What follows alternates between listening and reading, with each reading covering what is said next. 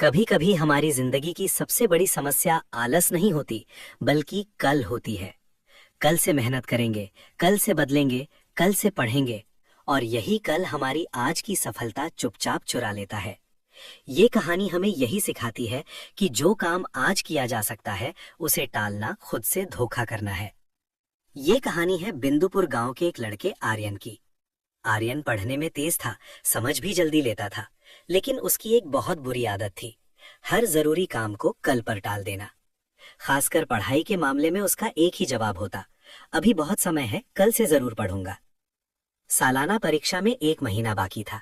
उसकी माँ रोज प्यार से समझाती, बेटा थोड़ा थोड़ा पढ़ लिया कर, आखिरी समय में परेशानी होगी।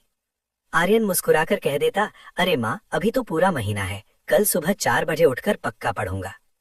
लेकिन वो कल कभी नहीं आया। सुबह नींद भारी लगती, दोपहर दोस्तों के साथ खेल में निकल जाती, और रात को वो खुद से कहता, आज बहुत थक गया हूँ, कल से पक्का शुरुआत करूंगा। दिन ऐसे ही खेल खेल में निकलते गए, और देखते देखते पूरा महीना खत्म हो गया। परीक्षा में अब सिर्फ 2 दिन बचे थे। अब आर्यन घबरा गया। उसने सोचा कि रात भर जागकर पूरा सिलेबस खत्म कर देगा। जैसे ही उसने किताब खोली, उसे एहसास हुआ कि उसने पूरे साल पढ़ाई को कितना हल्के में लिया था। ढेर सारे अध्याय देखकर उसका सिर घूमने लगा। तभी गांव की बिजली कट गई। मिट्टी के दिए की हल्की रोशनी में पढ़ना मुश्किल हो गया, और थकान ने उसे फिर घेर लिया। उसने खुद को फिर दिलासा दिया, कोई बात नहीं, कल सुबह जल्दी उठकर जरूरी सवाल पढ़ लूंगा।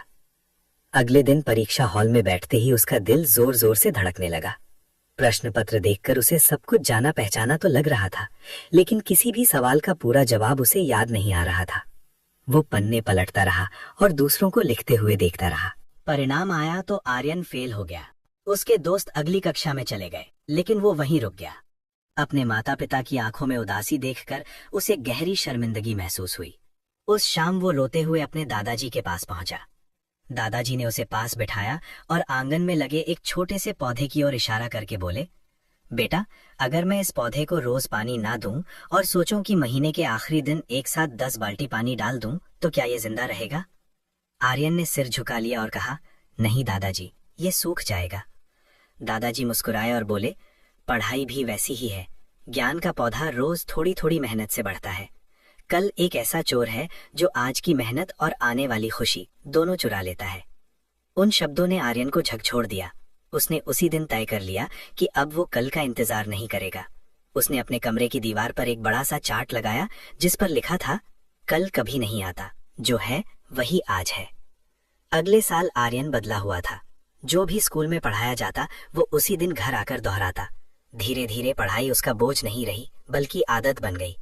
साल के अंत में वही आर्यन जो कभी फेल हो गया था, पूरे जिले में टॉप करने लगा। कहानी हमें याद दिलाती है कि सफलता किसी एक दिन की मेहनत से नहीं, बल्कि रोज की छोटी छोटी कोशिशों से बनती है। अगर आप आज ईमानदारी से मेहनत कर रहे हैं, तो कल अपने आप बेहतर बन जाएगा। याद रखिए, सपने कल से नहीं, आज से पूरे